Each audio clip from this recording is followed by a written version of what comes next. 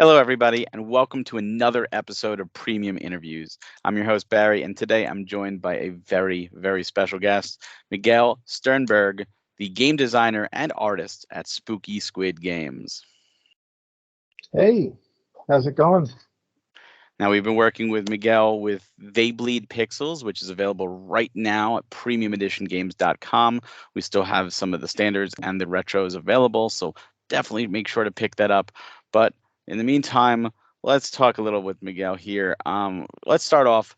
What's your background? Like, tell us your gaming journey that led you to where you are. It's pretty roundabout. Sort of during the '90s, I did a lot of web design and such, and then I went back to school to become an animator. Worked in film for a bit doing visual effects, and then sort of ran into some other folks in Toronto who were interested in making games, and that actually became Capybara Games. So I was part of the very early days of Cappy, doing J2ME cell phone games, and sort of became a freelance pixel artist from there. And then eventually was I want to start doing my own stuff and not just doing artwork for other people's games, and started Spooky Squid.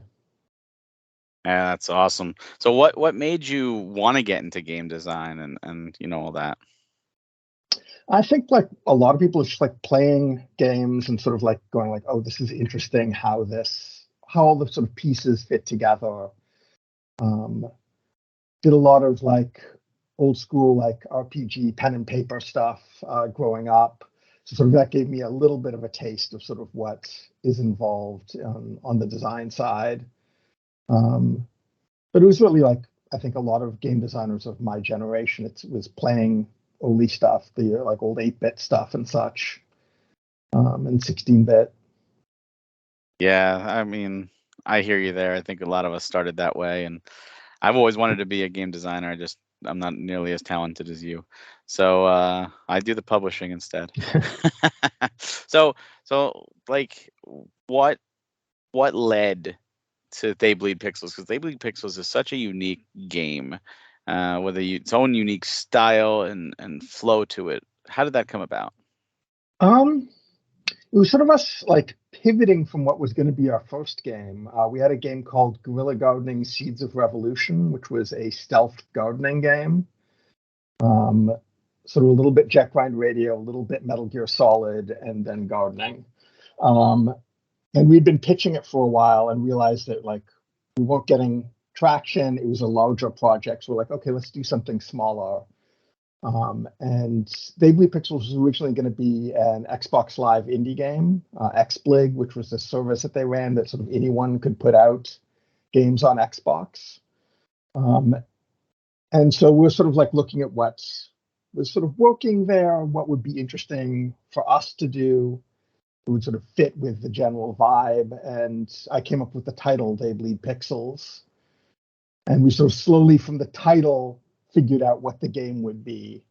Um, and sort of took influence from some other indie games that we enjoyed at the time, but sort of very much didn't like copy them, but sort of again took inspiration from them. So like the combat system being one button controlled was very influenced by early pre-release versions of Nidhogg that we'd played at events. The platforming is very inspired by Knit Stories, which is sort of a neat little free make your own Metroidvania game, which does a lot of the same sort of stuff where you're jumping, but there's no platforms. You're sort of just wall jumping to wall jumping, using double jumps a lot to sort of get around things. Um, so it's sort of like looking at those things and going like, there's little bits and pieces here that we can grab that are interesting and put our own spin on. That's really cool. Yeah, I love when you can take the inspiration of one game and build upon it to be something completely new, and especially things like your the checkpoint system, which is really cool in They Bleed Pixels. What would you say, coming from that, would be the hardest part of the design in They Bleed? Like, what was the Um, biggest hurdle? I think like anytime you do anything that is like slightly different in a game, you have to teach it to the player and figuring out how to teach the things that we did different in it. So the combat system is really unique in the game. And we really wanted it to be something that wasn't button mashy. And so figuring out how do you teach all of these sort of one button controls to the player, teach them sort of like what they can do, why they might want to do it, when they should do it, was really tricky. That was something that we went through a lot of revisions until we like landed on like we have to do like strict interactive tutorials at the beginning and then kind of reinforce it through the level design. That sort of teaching thing I think was tricky to get right. No, I think you nailed it. It's very, very intuitive. So I think you overcame that successfully, at least in my opinion. Now I know you did do another game that you put out. I want to talk about it briefly here, called Russian Subway Dogs, and that is on PC and Vita only. So tell us a little bit about that and how that came about and what it was like, putting a game on the Vita. You don't hear that name too often So anymore. So that was a game that originally started as a jam game done in a weekend, just around like it was the same year that They Bleed Pixels was released. I did the jam game, and it was inspired by some real life stray dogs that were found to navigate the Moscow metro system. So they'd actually like do a commute every day. Down to the downtown to steal food and then back to sort of the suburbs where it was safer to find places to sleep. And so it's a sort of single screen arcade game based on that. And I was sort of doing it as a side project while we're doing updates to They Bleed Pixels, and eventually was like, okay, could be a full game. So put that out as a full game, which took much longer than 2 days. The difference between like jam game quality and like out in the public, this costs money quality is pretty big. And it was always planned for the Vita. I had early versions of it running on the Vita like years and years ago. But the process of sort of getting something from it runs on the Vita to it can pass certification is a slow one and really detailed. And while I was sort of in the middle of porting it to a few different things, including the Vita, they announced they were closing the Vita store. And then they announced, okay, we're not closing it, but we're closing off the ability to submit games. And this was sort of in the middle of the start of like COVID. So I kind of just was like, okay, if this is going to happen, I've got to drop the other ports for a bit, just concentrate on Vita. And I think I did just like a crazy like 6-month sprint because that was about as much time as Vita developers had to get stuff on, and literally submitted it the last day you could submit. Incredibly stressful. I really feel like all of these platforms should give developers like give us a year. Like 6 months is kind of rough. Yeah, you can imagine. But God, I love the Vita as a platform, so I'm really happy that I was able to get something out as like one of the final games. And it sort of has like a little bit of a historical place as being one of the most prominent last games on the system. That's awesome. Now, you mentioned drop the other ports. Will you be bringing that to other platforms, or? It should be coming to PS4 and Xbox One, of course, backwards compatible, forwards compatible with the newer systems. So I'm What just about finishing Switch? those off now. Switch, not at the moment. I Oh, might do it, but I'm also at this point, the porting process has been pretty slow, and I'm itching to start on something new. So I might do a Switch port eventually. I may just leave it on those other systems and start up on the next project. understandable. So between They Bleed Pixels and we'll also include Russian Subway Dogs. Is there anything you wish you could have done or added to either of those games? Like you just ran out of time, or if you had a little more time to work on them, is there anything you wish you could have done? There's definitely like Vaguely Pixels is now a little over a decade old, and like I've grown as a designer since then. So there's definitely like a lot of little tweaks I'd change, and there's some monsters we had to cut from the game. Um, just to be able to actually, get it out and not run out of money. The usual real world constraints that get in the way. So it would have been nice to get those in. With Russian Subway Dogs, we had a multiplayer mode planned, and I've had to can that. We've even got like a background drawn for it and such. But after seeing how complicated it is to get multiple controllers and accounts running on the consoles, I'm like, I don't want to touch that. That looks like a lot of work and a lot of troubleshooting. I can only imagine. So you're talking about how you're itching to move on from both of these titles. So now I have to ask, what's next for you? What is the next thing you're planning, or next thing you want to work on after these two titles are done? I don't want to say too much. I've got a What few can you say? ideas. Like I've been writing down a bunch of ideas and sort of I basically have some Google Keep docs that I just like type in ideas. So I've got a few different sort of like rough design docs for things.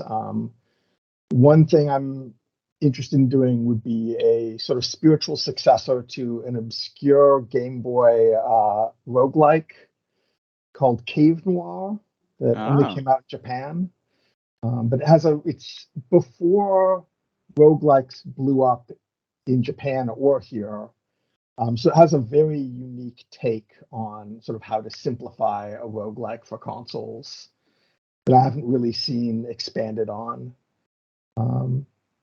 So that's one thing. Another sort of, again, Game Boy inspired thing is I played Survival Kids recently, which is, again, sort of a survival game before the genre blew up and sort of the ideas of what a survival game became sort of set in stone. It's sort of a more Metroidvania-y take on the concept. And there's some ideas there that I think could be interesting. Um, so yeah, some things sort of inspired by old obscurities, which is something I always like sort of digging around and checking out older games that aren't sort of part of the canon, that aren't sort of Zelda or Metroid, but maybe didn't make it out here or had a very small release. Because often you find things that are like, oh, this is a super cool idea, and nobody's been building on this. People have been building on, like, they go back to the same sort of classics and build on those again and again for 2D games. But a lot of these sort of smaller side games are super, super interesting and have a lot of interesting ideas and approaches to game design. yeah, that's you bring up a lot of good points there. There's so many titles that are just lost to just to time. And we mentioned Survival Kids. I'm like, oh my god, someone else besides me and a handful of others knows about that game. Like, oh my god, it was a great game. So now color me interested. I'm really want to see what you do with that. Now I'm kind of curious from your perspective, what was it like, working with Nintendo and Sony and Xbox you were originally going to work with? How did you feel that differed from just a game developer standpoint and from your experience? Um, I can't go into too much detail because they've Yeah. got, rules around that.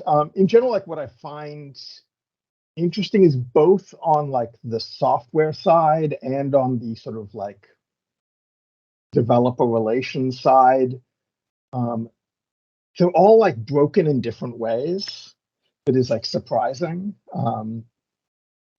So like something where I'm like, okay, this is an easy thing to do, and then I'll like switch over to the other platform. It's like, oh no, this is like almost impossible to do. Um, so it's been really surprising to realize that like, wow, from like a player perspective, they all seem almost identical in terms of like, oh yeah, they've got the same sort of front ends, the same sort of like basic services that they do. Um, when you get into the development side, it's like, oh no, like apparently you can do this in completely different ways, and like you can make things difficult in so many different ways. Um, Leaderboards in particular on the technical side, it has been wild to realize how different Steam versus PSN versus Xbox are, and how many different ways you can make it like difficult to implement a feature, especially since Russian Subway Dogs has like very complex leaderboard stuff. It's got like weekly leaderboards, and it does a whole sort of ranking system where it looks at like where you are compared to other players and gives you a letter grade, so that it basically auto balances no matter how good the community gets. And A rank will always be like, okay, you're in sort of the top 5% percentile kind of the player base. And figure how to implement that on each of the different consoles was interesting.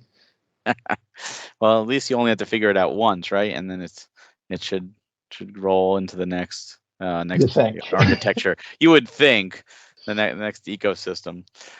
So you're talking a lot about the digital side of things. Just want to briefly ask your thoughts. I mean, as a kid, I'm sure growing up, you've always envisioned having that physical version of one of your titles. What is it like to know and to feel like if They Bleed Pixels is getting that physical release? It is absolutely wild.